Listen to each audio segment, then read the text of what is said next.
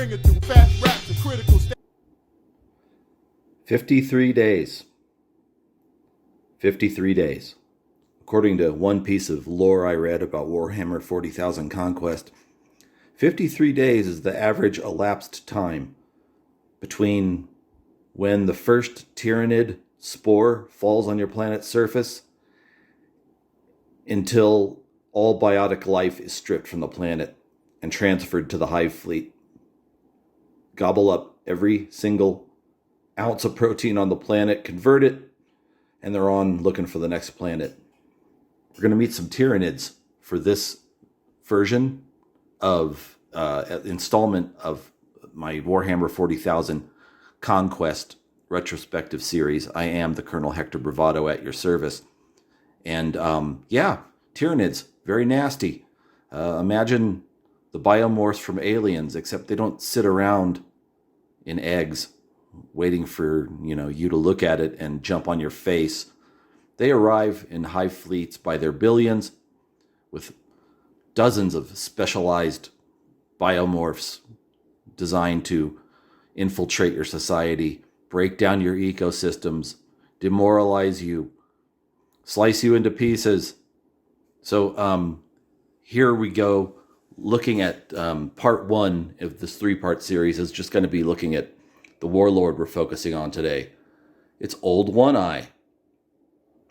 They put that in quotes because Tyranids, being Tyranids, don't really have a use for names.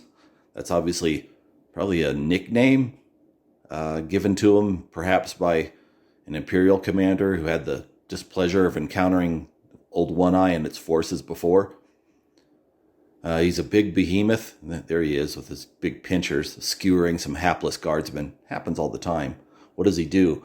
After this warlord readies, that is, goes from an exhausted to a ready state, gets to shed half his damage. So he's just made to be a tough old bastard. Here are its 4 signature units. These are the cards that if you pick this warlord are going to be available only for that warlord. Lurking Hormigants. Look at the slicers in that picture. Opposable thumbs?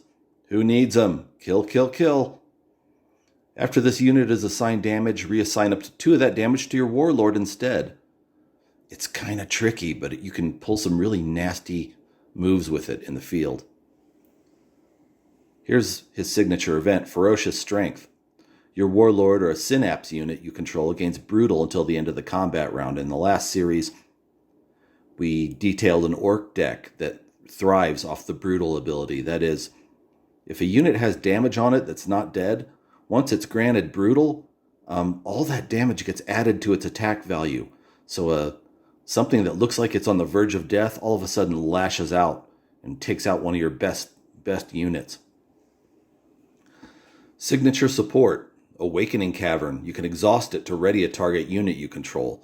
Often in a battle at one of the planets you're contending for, those are those cards, against your opponent, being able to stand somebody up for 1 extra attack before everything resets can be very critical. Costs 3 to put out too, not cheap. There's a signature attachment, Great Scything Talons. Look at that. It's made only so he can use it. You can't put it on one of your other warriors. They get an extra hit point, which is nice. And then after damage is removed from an attached unit, that damage gets added on to his attack value. So again, Old One-Eye is designed to be a big pain in the ass to tangle with toe-to-toe. We talked about a synapse unit before.